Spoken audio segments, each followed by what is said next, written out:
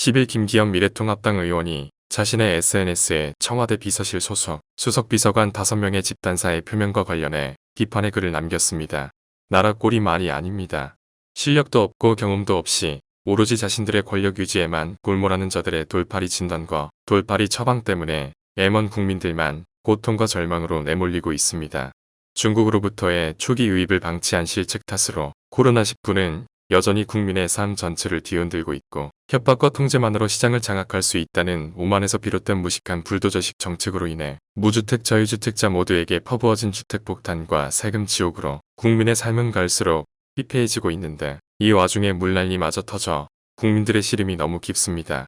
하지만 국민의 삶을 어루만져야 할 대통령은 전국이 물폭탄을 맞은 주말 내내 꽃배기도 보이지 않고 물난리 통해 그 뉴스를 보도하는 방송 TV를 배경으로 단체 폭소를 터뜨리며 파한대수하는 여당 국회의원들이 없나, 술자리를 갖고 건배를 하는 여당 의원이 없나, 국민의 삶과는 아무런 관련도 없는 검찰총장 찍어내기에만 열이라는 여당 의원들이 없나, 여당 극성 지지자들이 한 여성 의원의 의상을 놓고 엉뚱한 꼰대성 갑질을 하지 않나, 참으로 국민 보기에 민망하고 한심한 주말이었습니다. 이러니 민심의 반이 안 생기려야 안 생길 수 있겠습니까? 이 나라가 자기들 사유물인 양폭주를 거듭한 각종 정책과 입법 탓에 이게 나라냐는 절규가 터져나오고 있는 것입니다.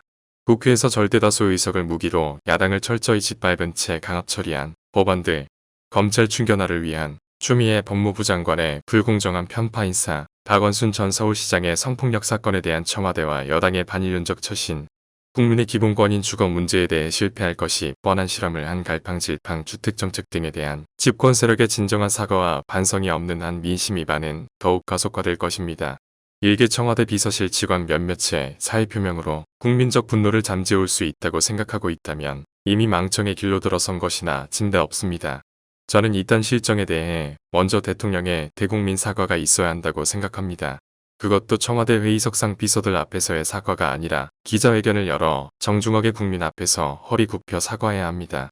그리고 이제라도 더 늦기 전에 선거 캠프 인사, 정권코드 영합 인사, 자리에만 연연하는 영혼 없는 늘공을 청와대와 정부부처에서 배제시키고 실력 있는 인물을 과감하게 등용하는 탕평책을 쓰실 것을 충심으로 고언드립니다.